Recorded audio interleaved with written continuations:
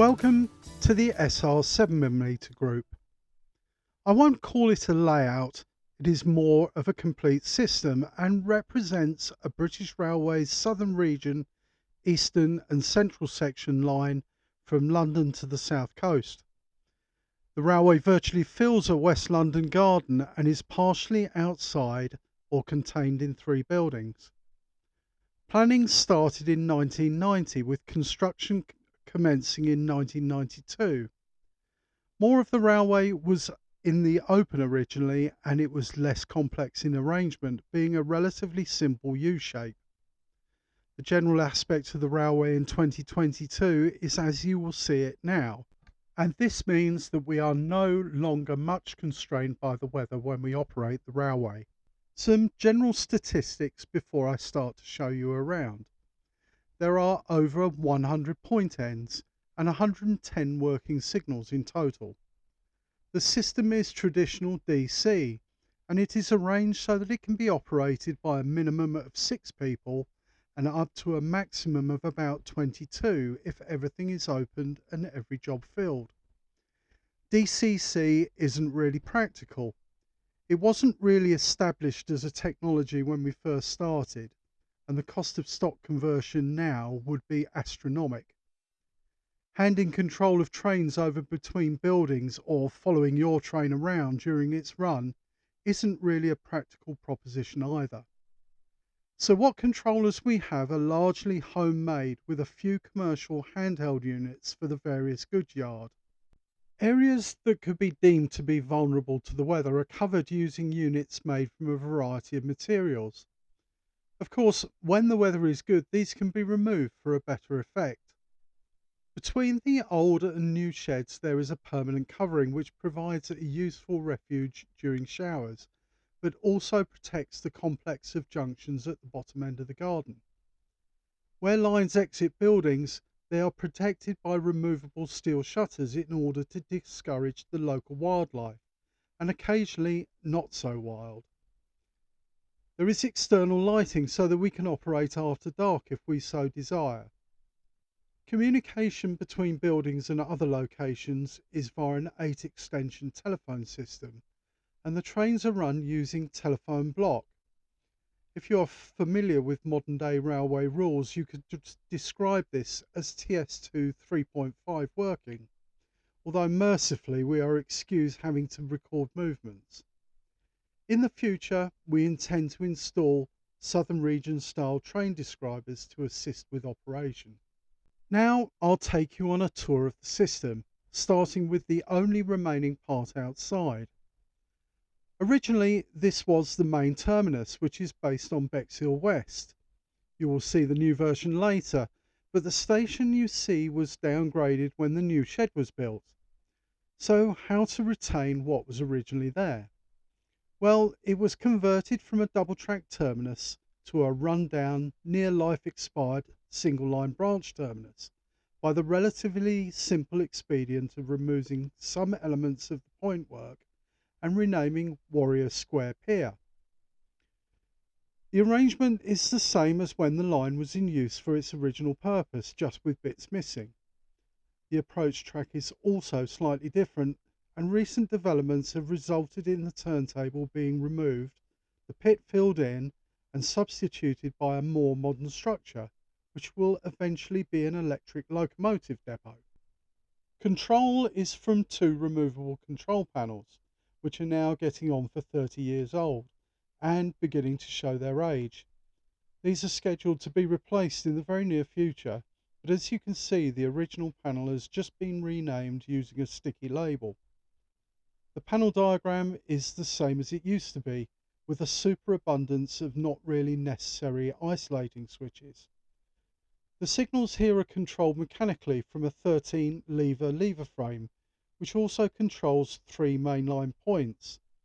The majority of the yard points are operated using manual throw-over style hand levers, and there is another smaller panel with a controller on a wander lead for the goods yard operator. Traffic to this station consists of general goods and a mix of passenger services. There is a specific traffic in fertiliser with branded wagons to match, and the location retains its original goods shed. Passenger traffic is excursions of up to 6 carriages, which are recessed in the 2 carriage sidings, and small local trains, either a push-pull set, one of our two 2H diesel sets, or a 2-hap EMU, which is under construction. The excursion trains are often hauled by one of Jeff's Southern electric locomotives, as the gradient for a heavy passenger train can be a challenge at times, and the line was specifically electrified recently for this purpose. The back scene was largely constructed by one of our late members, Len Sherrard. The buildings are all removable during the more inclement winter weather, but during the summer buildings are left out. The whole area is protected by multiple covers, which are made from polycarbonate sheeting on a wood and tubular aluminium frame. Incidentally, you may have noticed the brown building. This is the gentleman's stand-up facilities, and the approach line and goods yard head shunt pass through it.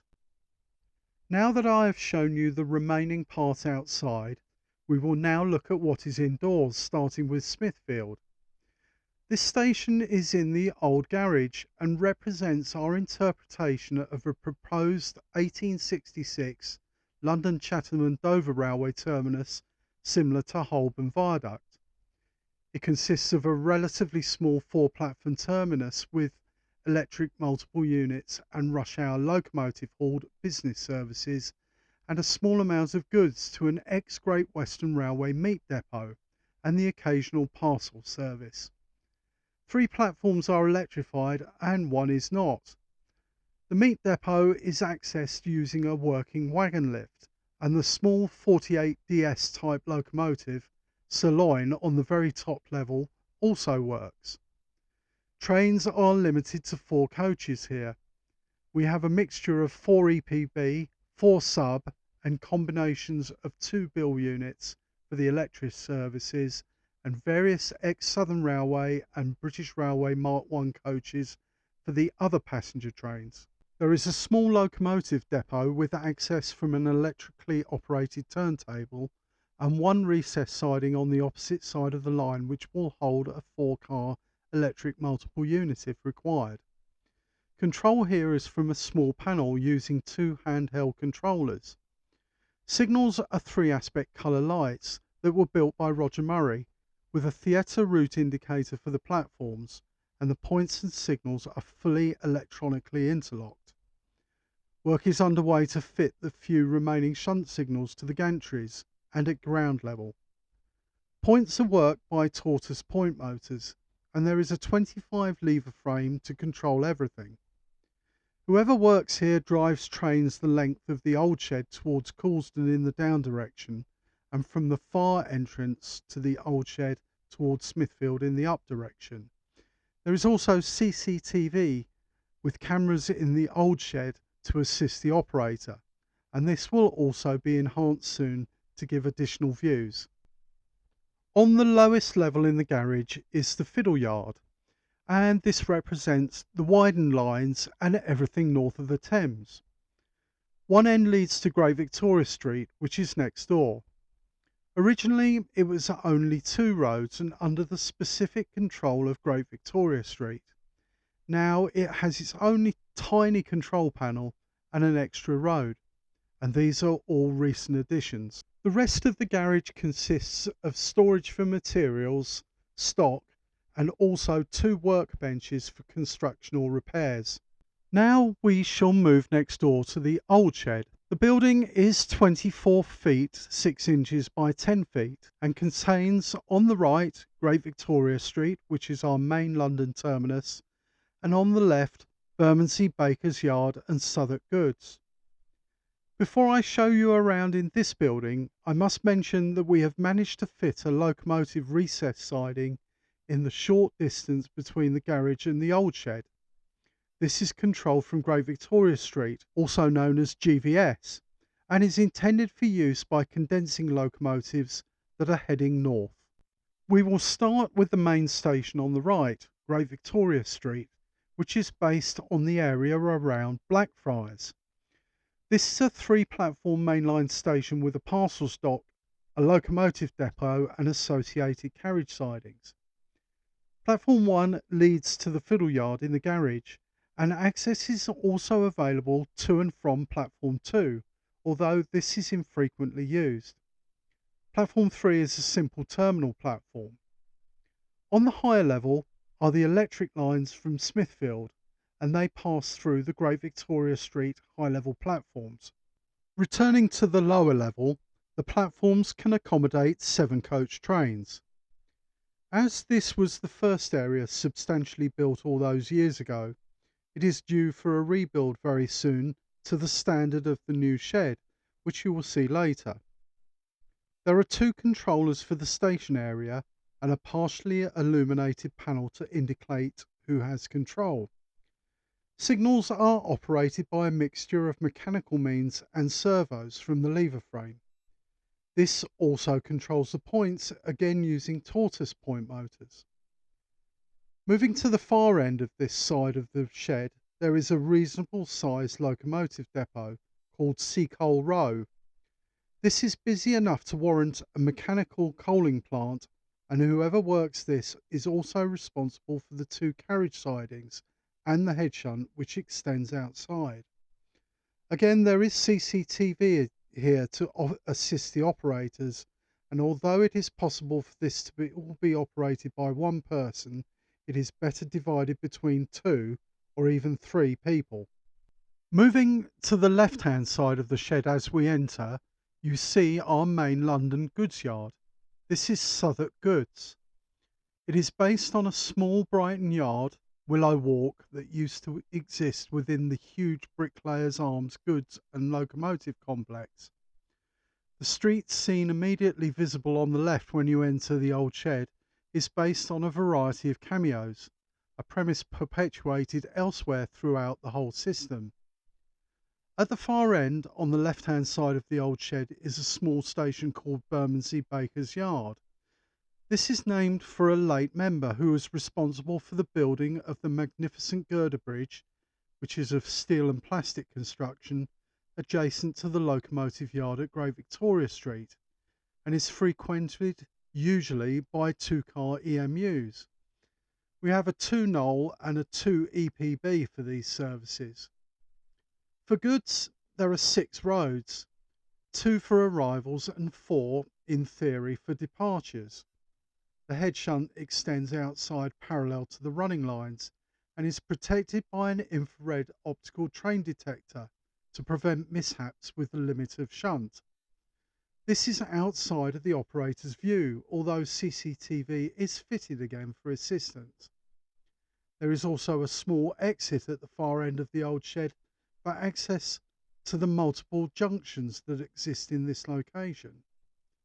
This is access for maintenance, mishap rectification, or just an unusual location to watch the trains go by on multiple levels and on multiple lines. Points here are controlled from a mixture of throw-over brass levers, the same as at Warrior Square, and mechanically from a mechanical lever frame. These also control some signals, and the new gantry outside electronically via servos. Eventually, all the signals here will be servo operated. For train operation, there are 2 panels, one exclusively for the goods yard and one for the station, plus entry to and exit from the goods yard. There are 4 controllers in total, 2 fixed and 2 on wander leads, and you may have 3 trains on the move at once if you have enough hands. Adjacent to the shed exit is Southwark Milk Depot, and access to this is via the platform. Where the line passes out of the shed, the down line splits into the down local and down goods loop. The driver here works trains within the goods yard, in the up direction from immediately outside the shed, and in the down direction to Causden A box in the new shed. With regards to personnel, although this can also be operated like GVS by one person, it is better with at least 2 or 3 manning the location. Indeed, it has not been unknown that when we are short, for the whole of the old shed to be worked by one person alone. Not ideal and a particularly challenging task for whoever takes it on. We are now going to go inside the new shed. Everything you see in here was rebuilt from outside with the intention to operate the system protected from the weather. If we follow the lines around from the old shed, we reach Causden A. This is the principal operating position, and whoever sits here effectively dictates what happens everywhere else, in conjunction with the operator at the other end of the room at Causden C. At Causden A, you are surrounded by railway lines. This is where the routes from the garage and old shed all meet in a complex of junctions, and it is very demanding. Also, behind the operator are the up and down loop lines, which, unlike everything else, didn't originally exist. They allow one person, provided the associated routes are set at Causden C, to run two trains on a continuous run. If you want to test something, or if you just want to see trains going around. Between the two sets of lines, main and electric, there is a lay-by siding capable of holding up to 4 locomotives. This, to add to the operational complexity, is the frequent site of locomotive changes. Everything in the new shed is based on lessons learnt over the previous years to try and make things as satisfying as possible for both the viewer and operator. There is a 40 lever frame controlling points via tortoise motors and signals via servos. Everything is electronically interlocked using homemade microcontroller units, and there are 6 controllers to move trains. Routes and signals have to be set correctly to allow anything to move.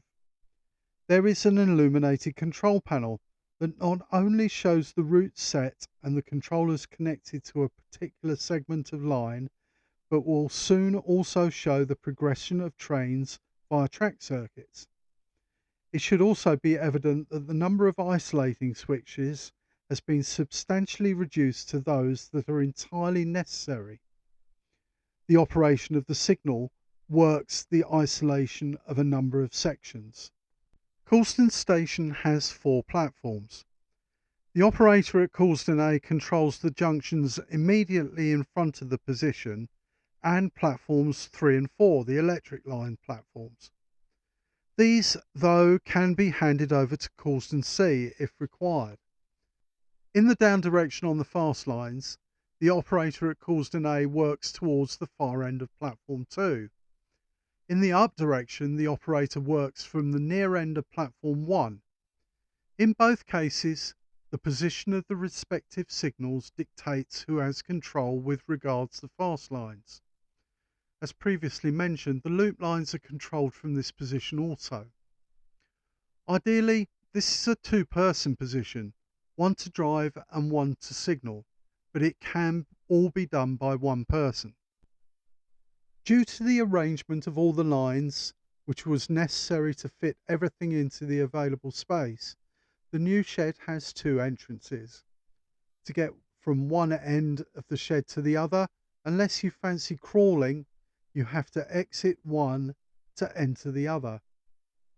The entrance for Causden A, which also involves a bit of crawling, is also the entrance for Bexhill Goods Yard and Locomotive Depot. Before I move on to show you those, we will go to the other end of the shed, which is the entrance for Bexhill Station and Causden C. Incidentally, while the lines are running, it is not possible to move easily between the old shed and garage. Much the same as Hereford used to be, the new shed is totally surrounded by lines, and it is necessary to either duck under or open a heavy steel lifting bridge. As we enter the other door, on the immediate left is Causden C. This works in close cooperation with Causden A and has 5 controllers. One of these works the coal concentration depot and the parcels bay at Causden Station. Similar to Causden A, Causden C has a complex of junctions to operate. The line to Warrior Square, the up and down loops, and the lines to and from Bexhill. The added complexity here is provided by a genuine NX panel, which was made from 1963 Western Region components, and this is in addition to a 25 lever frame. The coal concentration depot has its own discrete control unit, and the position of points and signals dictates who controls what from where. The NX can get very warm as it has 118 24-volt bulbs and is worked by twisting the arrowed knob for entry and pressing the required red exit button. All points are set here by tortoise motors from any of the 3 locations, and the NX and frame also control signals via servos. Diagnostic work on the signalling is underway here, but they all have working lamps or indicator boxes. Some of the signals were built by Mike Ball from the Epsom Club, although many are our own members' work. Coulsdon C also works the 2 berthing sidings for electrical multiple units, and each will take up to 4 cars, or 2 2-car sets. The coal concentration depot has its own dedicated pilot locomotive, and as elsewhere, there are a number of cameos to act as talking points. The signal boxes at Coulsdon represent 3 distinct periods. The signal box immediately in front of the operating position at Coulsdon A is based on Walworth coal sidings on the London Chatham Dover line into Blackfriars. Coulsdon B is a Southern Railway ARP type signal box from the 1940s, and Coulsdon C box is a Phase 3 Odeon style signal box from the late 1940s or early 1950s. Each signal box has an appropriate interior. Coulsdon Station also has 3 distinct periods of construction which are reflected in the platform building styles. The station building is based on Coudon Beach in Sussex. All the lights work and all the buildings are lit. They use LEDs in multiple forms. The station area and approach really mark the last major areas of scenery still to be completed. I will also like to point out the back scene. This was made from a number of photographs digitally stitched together, and the scene was taken overlooking Whiteleaf Recreation Ground towards the B270. The houses have been photoshopped to remove inappropriate aerials and satellite dishes. Moving back to this particular entrance of the new shed, on the right we have Bexhill Terminus. As I mentioned when talking about Warrior Square, this used to be outside. If you refer to the plan, you will see the lines at Coulsdon C exit the shed at this end and travel the length again of the shed to enter near Coulsdon A. The Bexhill lines run on the outside of the up and down loop, and a flyover is formed by the up main line just before they enter the shed again. This is based on the approach to Crystal Palace from Sydenham. There is another cameo scene as the Bexhill lines enter the shed based around the level crossing. As these 2 lines run inside the main lines at Coulsdon, it gives him the impression of 6 tracks, although in reality they are miles apart. As the lines curve around, they pass the Bexhill locomotive yard operating position.